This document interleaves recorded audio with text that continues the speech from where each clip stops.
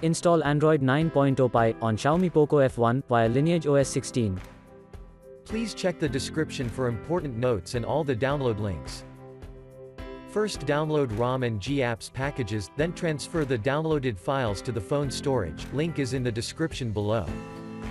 Step 2. Boot your device into TWRP recovery.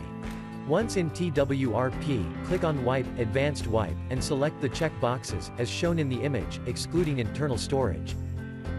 Step 4. Swipe the button to wipe the device. Step 5. Go back to the recovery main screen, and tap on the Install button. Step 6. Navigate to the storage, and select the ROM zip file. Step 7. Finally, swipe the button on the screen, to install ROM file. Step 8. Flash the GApps zip package, in the same manner. Step 9.